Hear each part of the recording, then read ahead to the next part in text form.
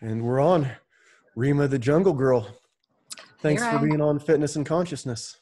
Thanks for having me.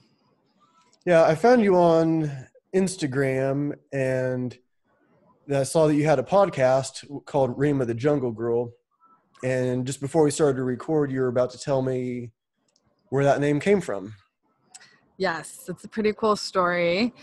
And because it's the first thing I'm telling on this episode, I just want to give a little bit of context. So Rima is my real name. And I'm from California originally, but I live now in Costa Rica in the jungle. And just to give context, because it is important to what I'm about to say, I'm vegan. And I was an animal activist for many years. And before I moved to Costa Rica, I came here. I knew that it was where I wanted to live and was going back and forth to Los Angeles and was telling everyone that this is where I was meant to be. And my neighbor, who I was living in Venice Beach at the time, was in Ohio for Christmas, and he told me that he brought me something back from his trip and that when I saw it, he would understand why he got it for me. And he was in a pawn shop and he saw this comic book from the 70s. It was a DC comic book called Rima the Jungle Girl. And I had never heard of it before, and I was just freaking out. I was in disbelief because my name, first of all, is pretty uncommon. I'm Lebanese. It's from, in Lebanon, it's common, but growing up, no one ever had my name. And if I did happen to meet someone with the same name, it was normally spelt differently. And so this was spelled exactly the same way. And upon more research, I found out it's part of a 7-series comic book of Rima the Jungle Girl. She lives in the jungle. She's in Venezuela, though. But she's a vegan, essentially. It's before the word vegan was invented, but she doesn't eat animals or harm animals. And she uses her witch powers to harm hunters and poachers and people that are deforesting the rainforest. And so she was kind of an activist. And really at that time in my life, it was a sign. It was a sign that I needed to know that I was on the right path of pursuing the life and the dream that I had. And it was sort of natural for me to become Rima the Jungle Girl. And there's more to the story. It was actually a book first and a movie. It's actually from the 1800s. So it's a whole character that I feel like I was born to play. Well, that's really cool. I'm a vegan also, and Nice. yeah, I quit eating meat when I was 15. I'll be 40 next month. Wow. And then You look vegan. amazing.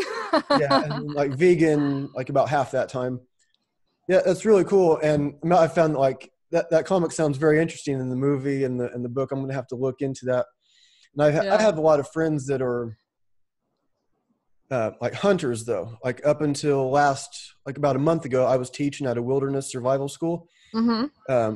Like a nature connection school, and I was teaching strength and conditioning there. Like I was teaching those kind of classes. I'm not the wilderness expert. I've been in the woods a lot since I was a little kid.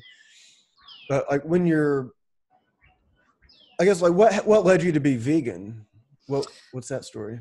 Yeah. Well, I think maybe what you're alluding to is like that in certain instances, maybe that people hunt for lifestyle, or I don't know, that it's not so black and white. Let's just put it that way. It For doesn't mean me, they're bad. Yeah. right. Yeah, we won't get into a historical debate, but what I found for me and my lifestyle was that it wasn't necessary to eat animals anymore. It was something that I was doing because of culture, of tradition. I was told that I had to, but I never really loved it. I never grew up liking eggs or dairy. I was never a huge fan of it. It always made me sick. We didn't eat pork just for cultural reasons. I never liked seafood. It didn't feel natural to me. And I would eat chicken and beef, cows as an athlete because I thought I had to because of the protein myth. You have to eat protein, but I never really liked ingesting it. I always felt weird, and I remember brainwashing myself of like, this is a cold muscle of a dead animal, into like, you need to eat this sustenance. And so when I finally realized one day that that was all a lie and that you could actually be just as healthy, happy, and if not even healthier on just eating plants, it was a no-brainer for me. But it actually came from a documentary called Earthlings. I was watching it, and that night I was actually eating a steak while watching it.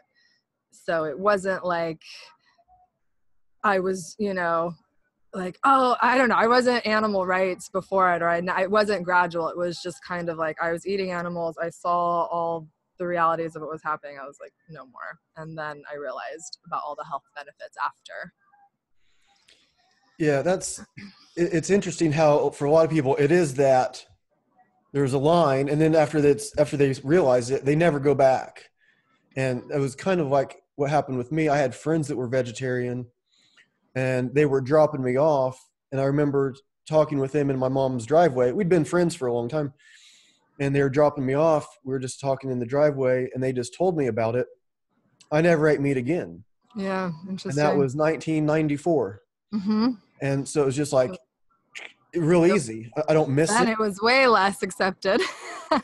Yeah, it was harder to find. I was lucky to have like friends that were already vegetarian. Right. And like one of my friends, her mom was always cooking us good stuff. And oh, awesome. And so like now where I live in Indianapolis, it's gaining more and more popularity all the time. There's vegan only restaurants. There's like more restaurants that have vegan options. That's awesome. Waitresses know what vegan means. Usually, not always. It's not 100%, but yeah, it is cool how for so many people it is just this. As soon as it clicks, then it's over. Like as soon as they realize it. Yeah, and to your point, before it clicks, there has to be, in my opinion, a willingness to be open-minded about it, because I found that with any person who was willing to hear me out with my arguments that I had, and was actually willing to listen to them in a non-judgmental way, not trying to prove me wrong, I'm pretty successful with turning them vegan, but it's the people who just don't even want to hear it or consider that it could be something that is a lifestyle choice for them. Then that's not going to click. There has to be the willingness to hear it, I think. Yeah. There were some people that converted because of me also. I find that I don't really talk about it so much anymore, though. I used to be more preachy about it, but those days are pretty much over. If people are interested, I'll kind of tell them, but I don't get too vocal. Yeah. So you're going to hear the cicadas. I'm, as I told you, in Costa Rica, so you might hear the whistling of the bugs in the background. You get the little ambiance of the jungle as well, just so your listeners know what's going on. Yeah, that's kind of cool to hear, actually. Yeah. So you're also, like, as your main business, do you teach yoga? I know you're a psychotherapist. Yes. And are you That's my main thing. Yeah. I'm mainly seeing clients now. I work online and in person, and my partner and I do retreats. He's actually a vegan chef, which comes in handy. And we collaborate. We put on epic events here in Costa Rica. And so he does chef's table dinners twice a week here, which is 6-course, really intimate, lovely, all organic meals. And so I help him, I host with him. And then I see clients and we put the retreats on together. So I teach yoga on the retreats, but I found that therapy is just my passion, and yoga I enjoy doing when there's a group that I can teach every day and we can grow together, and it's kind of part of the, the whole program, the week-long program, versus just kind of like teaching random classes here and there. Yeah. If that makes sense.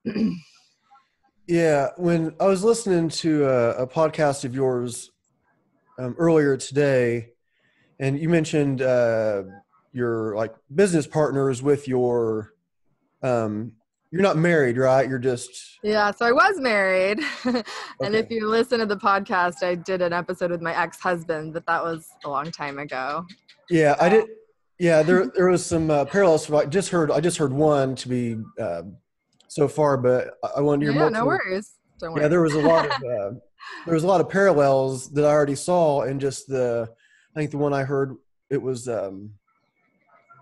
I think it was one of the latest ones, like episode like 301 or 30 something like that, and you were talking about like you were in business with your ex. Yes. And then it seemed like there was still you were either planning on doing a show with him, and you're already broken up, but he was going to do a podcast with you, right? Yeah. And then you were talking about, which is, because I have a similar thing going on where an ex of mine, we've done shows together before. 2 of them I deleted because they were like of like sexual content stuff. Yeah. And she has kids and it kind of got a little weird. But there was another one but she was talking about coming on again, and then we were going to talk about like conscious friendships after a breakup, or like conscious beautiful conscious uncoupling. Yeah, and or like or talk about like dating, or like talk about like just this like the name I kind of threw out, like exes talk about the sexes.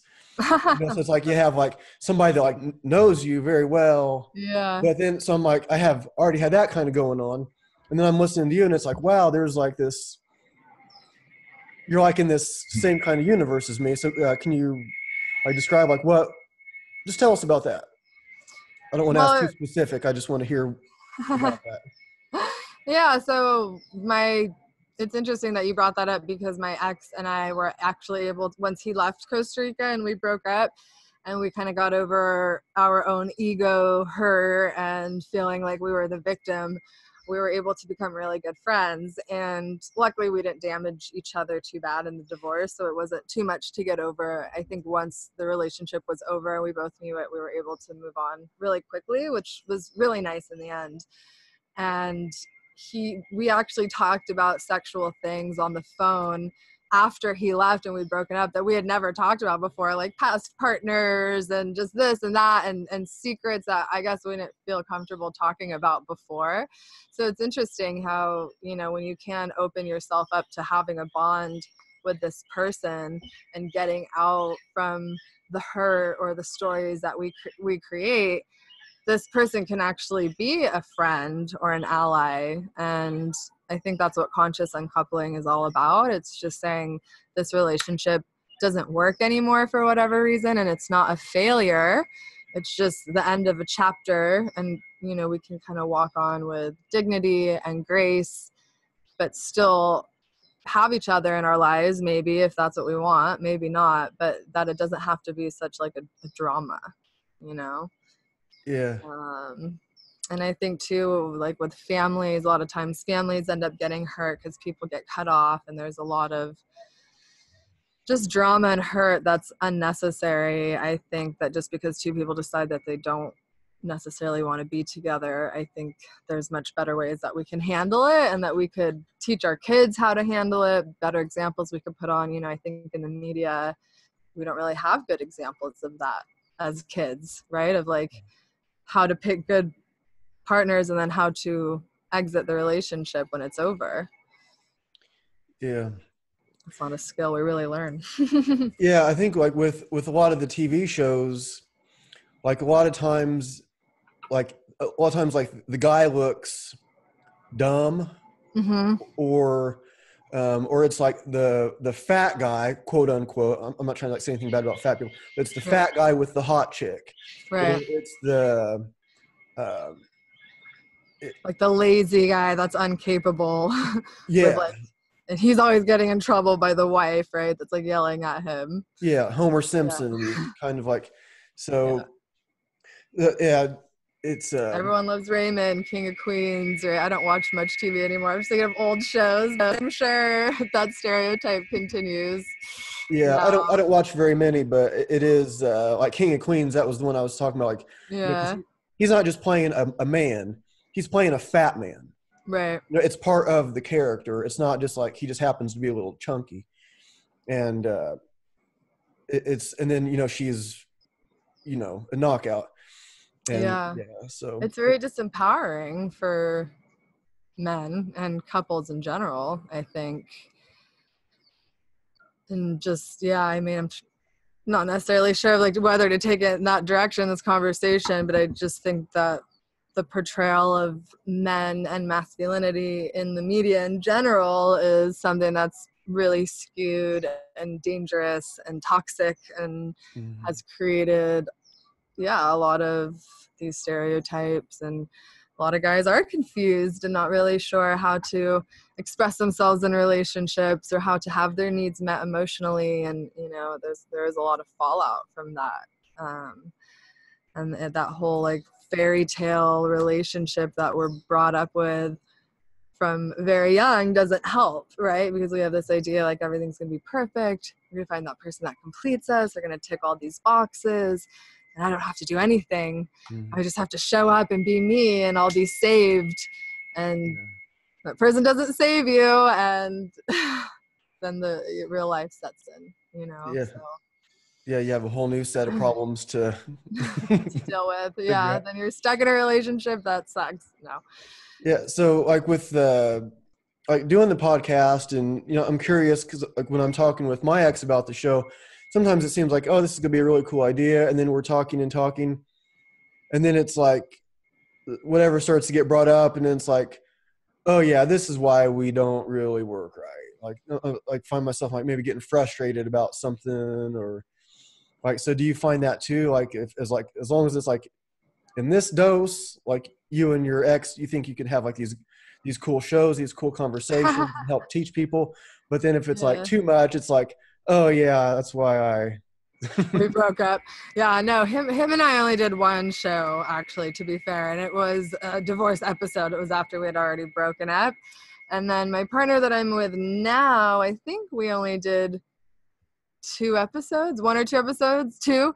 And then we went to do one the other day actually about divine masculinity and femininity, funny enough. And we started fighting before and I was like, forget it. I don't want to talk about this anymore. Get out of here. I'm going to do my own episode.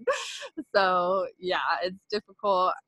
Are you alluding to just like working together maybe? Because my partner and I now, we fight like cats and dogs when we work together.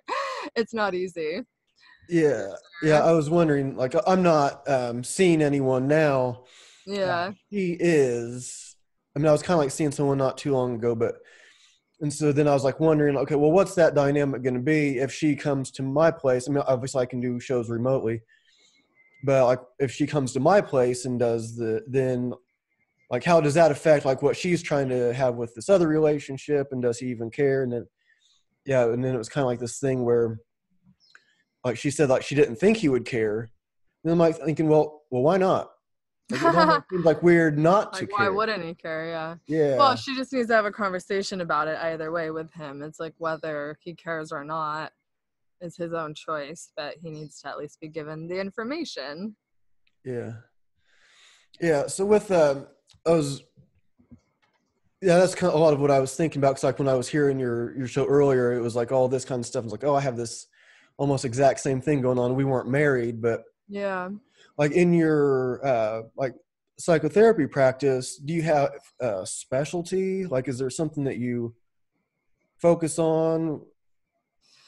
I work mostly with people I work with all kinds of people, honestly, but the way that I work and try to get my clients to like approach their life is like one where I'm trying to get them to take responsibility for their health, their happiness, their freedom, like to understand that their choices that they make every day are going to have impact, and their beliefs and their thoughts and all those things. So, you know, I guess when you talk about like specialty, I really like to work with people and helping them to find purpose in their life.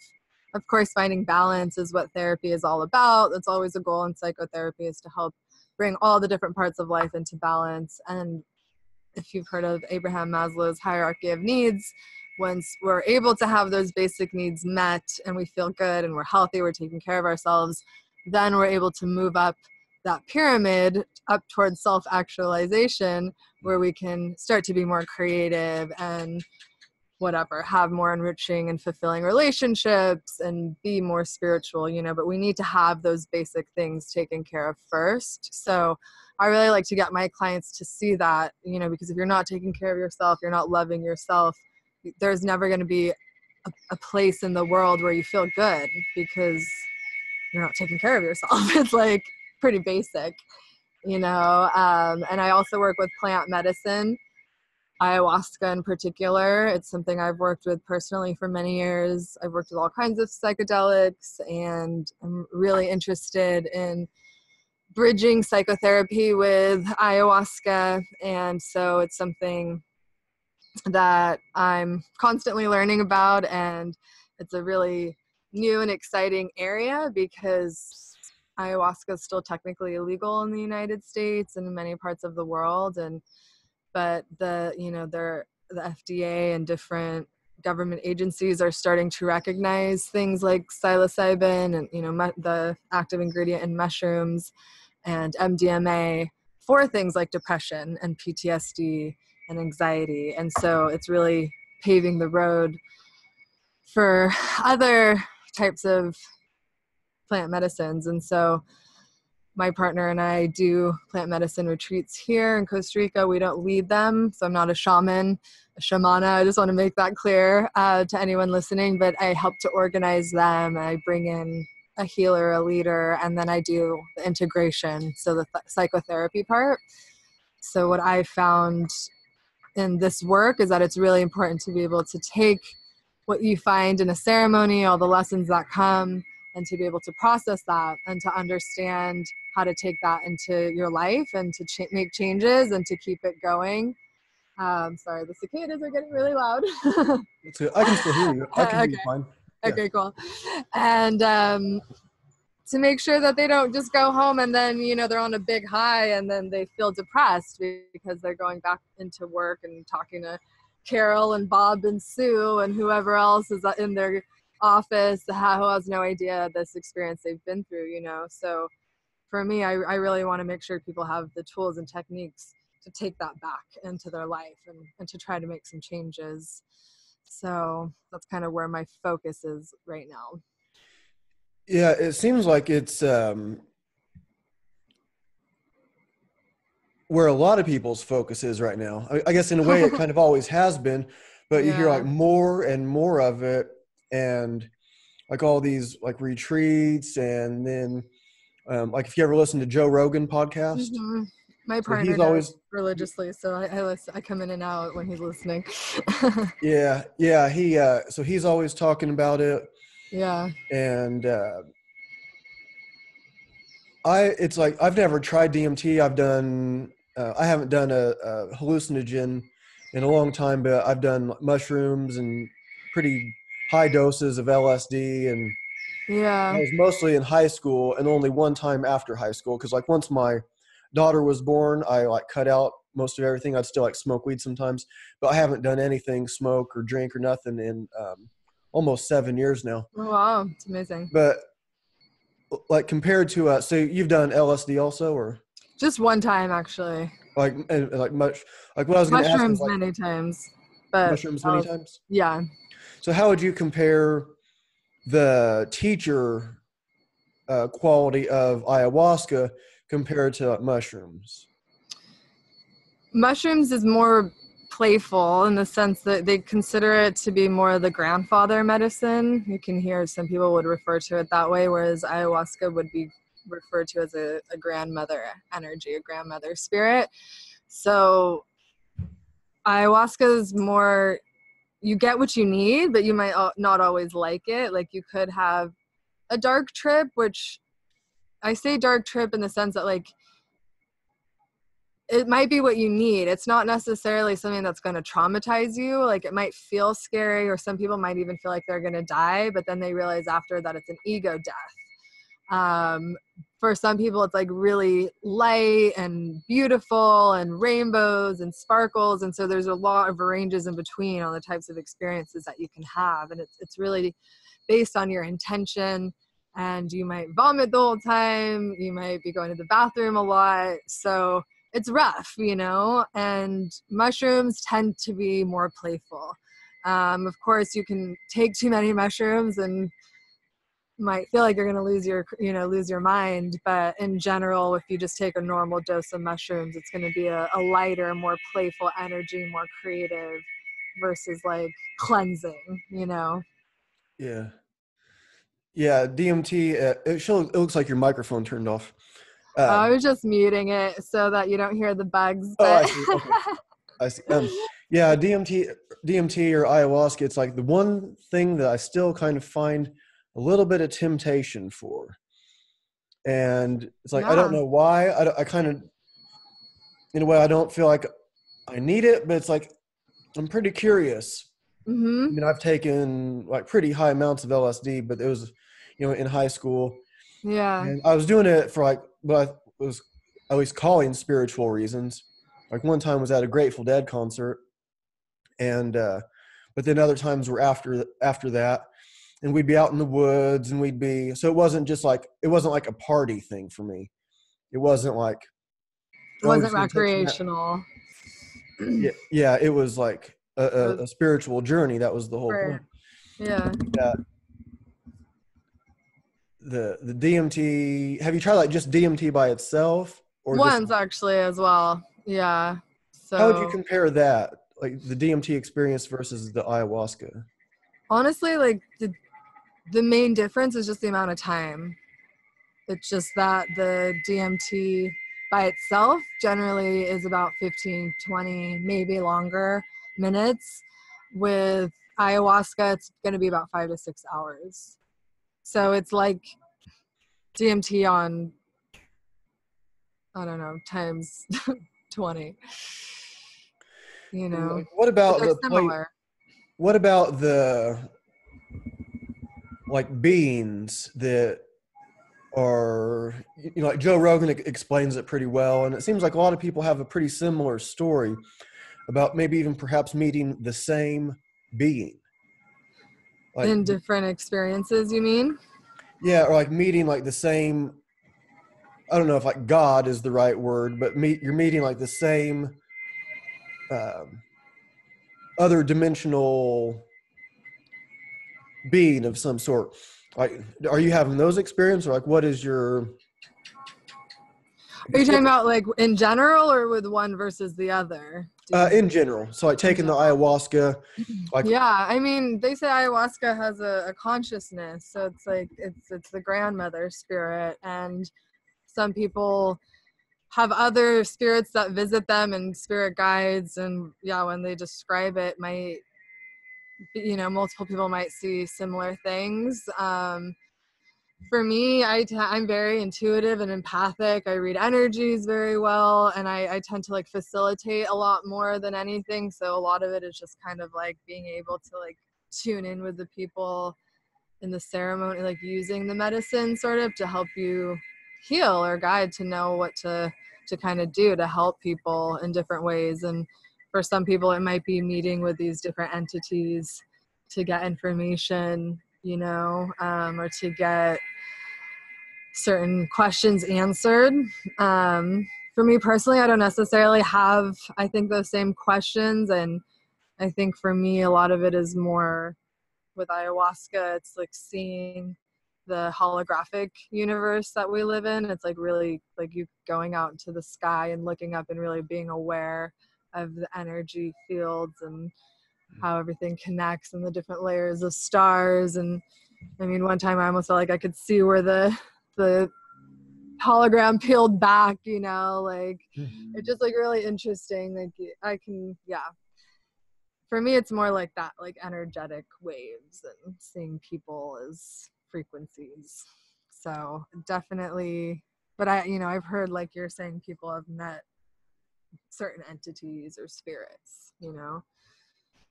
But ayahuasca, the thing about ayahuasca is you generally develop a relationship with the plant. So I don't know if that's necessarily what he is talking about, but you might hear her talk to you. You might feel her presence. For some people, it's a very clear, loud voice. For other people, it's just like a feeling or a knowing.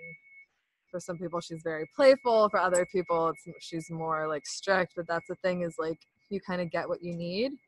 yeah. So it manifests in different forms based on the person taking the substance. You ever find that people ever regret it?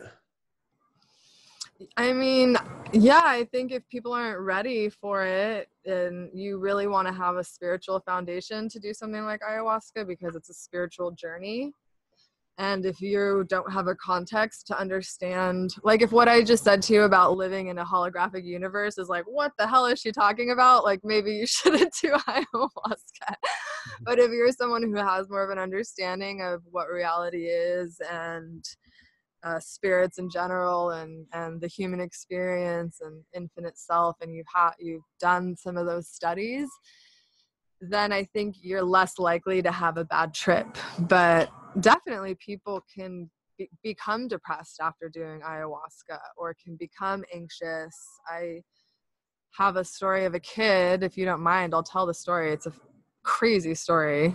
If we have time, I'll tell it short. Basically, I was on Facebook. I was in Peru a couple years ago, and I was on Facebook, and my partner and I had just posted that we were Facebook official, which is basically like you're married then. And this guy commented on my post and said, "What happened to Peter?" And that's my ex-partner's name, my ex-husband. But no one ever called him Peter. They called him Pete. And I didn't know who this guy was. And it didn't say Pete's name anywhere on my profile. And the whole thing was really weird. And when I looked at who he had as a mutual friend, it was my current boyfriend, Russell. And so I was asking him, like, who's this guy? Like, why is he commenting? And I started asking the guy, like, who are you? And this is long story short, he was telling me things like, oh, we've been in a ceremony together, but you don't actually know me. And I was just like, what is this guy talking about? And he's like, and I heard you talking about Peter, and I could tell that you were in love with him, and it was when you were married, and saying all these like really creepy details that even if he had been some kind of an internet stalker, it would have been unlikely for him to know the things that he was saying to me, because I don't really share, especially at this time that I was doing plant medicine, nothing like that. And upon further prodding and trying to get the full story out of this kid, he's 21 at the time, and told me that he, about 3 years prior, had done an ayahuasca ceremony in Colombia where he didn't know what it was, and his friend invited him to come, and he kind of went into it blindly and didn't really have a spiritual background, didn't believe in God or Jesus or any, like, according to him, he doesn't believe in any of that crap.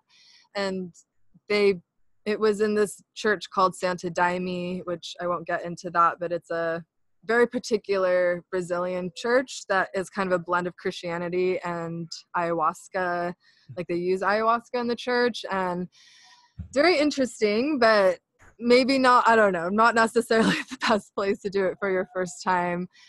And so he took the first dose, he didn't feel anything. So they gave him a second cup, he still didn't feel anything. And they gave him a third cup, and he completely lost touch with time and space and reality. He didn't know how much time had gone by. And he said all of a sudden he was just outside in this field, and there was a bonfire, and he walked up to it, and there was a woman who he said he thought it was his sister because of her nose, and she was crying and talking about Peter, and he could tell she had love in her heart. And he was like, and then when I saw your picture on Facebook, I realized it was you that I saw in my vision or in my trip 3 years ago. And I was like, wait a minute, what day was this? When did you do it? And he ended up figuring out it was April 14th of this year, of 2014. And it was the same exact day that I had been in a ceremony in Costa Rica and was like standing by this fire. And it was a month after Pete and I had gotten married, and he had just went back to the States. There was like all this drama, and it blew my mind. I was like, what is this kid talking about? Like, he basically, if you believe it, traveled through like different time and space dimensions and ended up in our ceremony. And apparently, according to him, he saw me and remembered me. And there's no way that anyone would have known I did a ceremony on that day. Like, the chances that it was the exact same day 3 years before are just too slim, Wow. And he ended up getting really messed up from that experience because he had no idea what happened to him. No one was there to support him after. He ended up in the hospital for 2 months was depressed, anxious. And this was, 3 years later that I had finally kind of met him and was talking to him, and he had even considered suicide. He was like wanting to jump into the subway. I mean, he was really lost from this experience. And so for me, it was kind of like, okay, that we were brought together for a reason. Sorry, the sun's set and it's getting dark.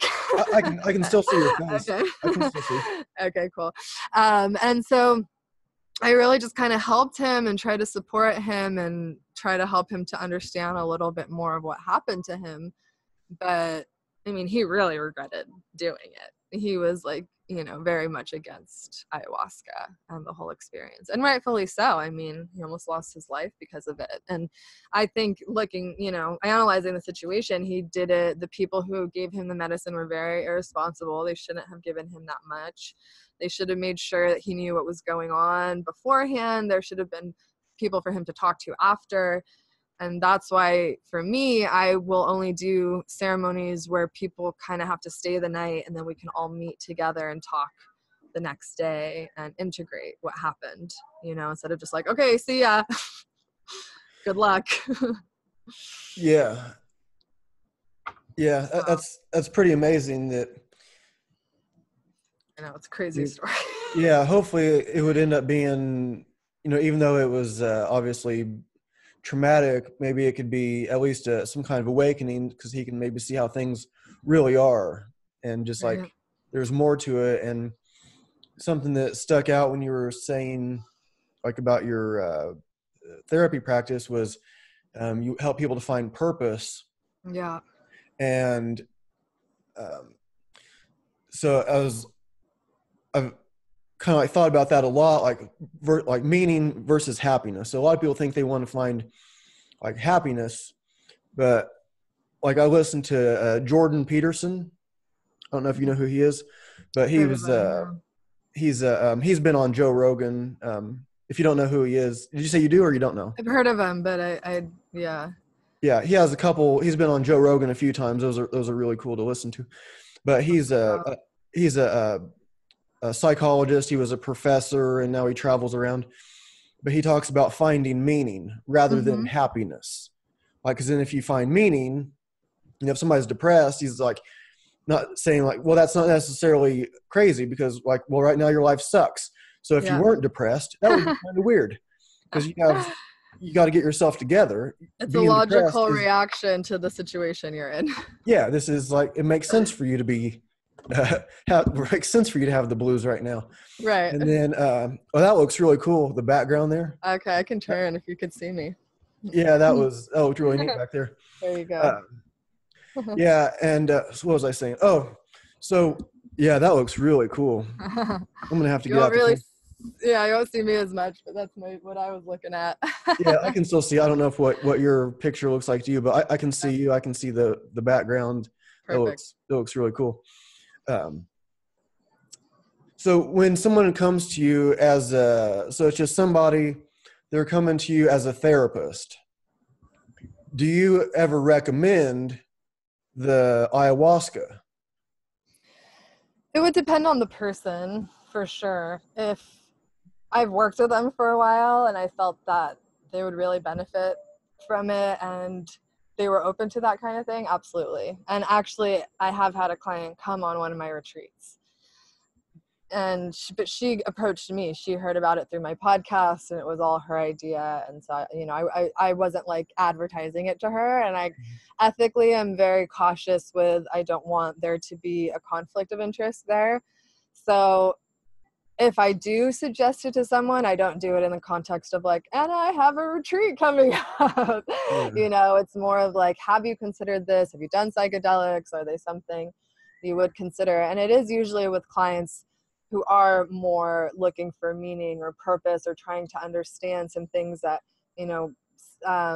conventional society and the culture that they were raised in, it's not providing these answers. And I feel like they're doing everything right, but it's still not clicking for them. And they're still, like you're talking about, not finding that meaning, like on paper, everything might be great.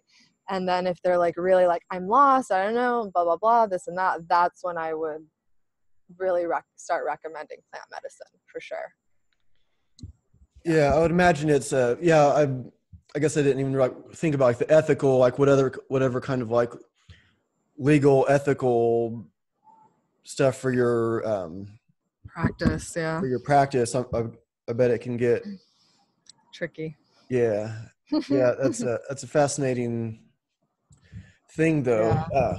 Oh, sorry. Yeah, and it is something that it's a fringe, it's kind of living on the fringe of society in many ways, and it's the same with people who were using CBD for many years, who I worked with many families who had children who had autism or other developmental disabilities or seizures, who CBD and marijuana was amazing for them. And I was a lot of the time bringing it as an option for them, but we weren't allowed to tell anybody. They had to get it illegally. If anyone found out that they were giving this to their children, they could have been arrested or had their kids taken away.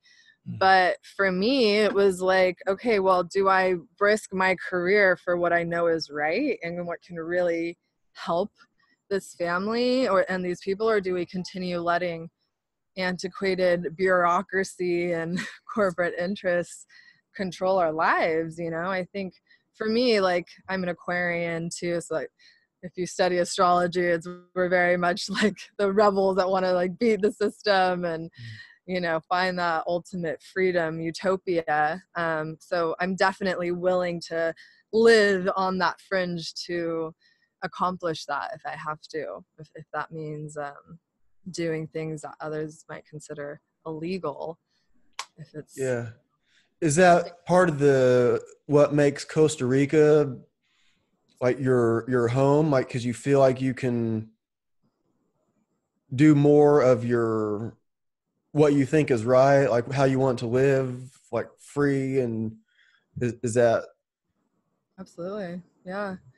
It's funny that you say you're very intuitive, by the way. Your questions are bringing out stories I don't usually tell.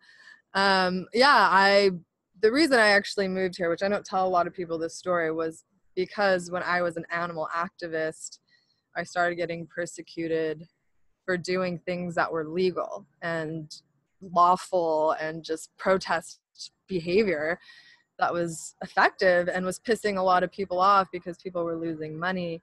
And all of a sudden I had private investigators coming after me, and I was getting sued, and I had the FBI after me for a little while, and for nothing that I ever did. It was just because they saw that I had a lot to lose, and I was someone who was speaking out against things that were messed up, and are not, that people aren't talking about, and so they came after me. And when I realized that I can't even speak out about like bunnies being opened up while they're alive and having chemicals poured in them simply because of money and all these other horrific things I'm not even going to talk about, I was like, forget this place. The government and the police are there to protect the property and the money and the finances. They're not there to protect the people. And so that's why I ultimately left. And I was just kind of scared living in the US. It was pre-Trump, it was pre all of that, but I knew things weren't going to go in a good direction, and honestly, I had a lot of dreams of like actual dreams when I was asleep, not like, oh, I have a dream, but like actual dreams of like of having a commune, of like starting, not necessarily a commune, but just a place where friends and family could come one day. It was by the ocean. It was like a lot of these images of like working together, and I never really knew what that was foreshadowing. And now I kind of started realizing like that was part of my journey, was to come here and create a place and a space where people can live free of persecution and, hopefully still have access to organic food and clean water. I mean, all the things that are getting taken away from us in the States. Well, you've been there for how long now? I've been here 5 years, off and on, 3 years full time. Do you find there is is an influx of people moving there or is it still? It depends. I mean, there's different tourist parts of this country, so there's definitely more and more expats coming. They're not all American. There's different parts of Costa Rica that have more Americans than where I live. We have a lot of people from Sweden, from Israel, from Germany, a lot of Canadians. I live in Santa Teresa. It's a little peninsula. So we're a little bit more isolated down here, but definitely there's a lot of gentrification happening around Costa Rica for sure. And there's a lot of corruption in general. So when you bring outside money into a corrupt country whose economy is going down, it's, you know, that's a whole other episode we could record. Yeah. Yeah, because I know it's like a popular place. I had a cousin, she didn't move there. She like went there and she was talking about staying there, and she didn't end up staying. But I was, thinking of like, because I think I have like access to ayahuasca if I want it here. Yeah. And I also thought about going somewhere else because like part of me is like kind of like paranoid also of like, Right. I don't want to get in trouble for something stupid. Yeah. And it's almost like so I was thinking I've looked into going to like some retreat and where I could do it in the right setting that wasn't just a commercial thing. Like I saw one guy, and it's okay to make money. I'm not against, if there's some guy making a lot of money, I'm okay with that. If he's legit, if he's sincere and really knows what he's doing, he could be making millions of dollars. I'm 100% fine with somebody getting paid well for being good at what they do. But like I saw like one thing, this guy was in, I don't know if it was Peru or somewhere around there maybe, but this guy like went there from America and then basically started a shaman business.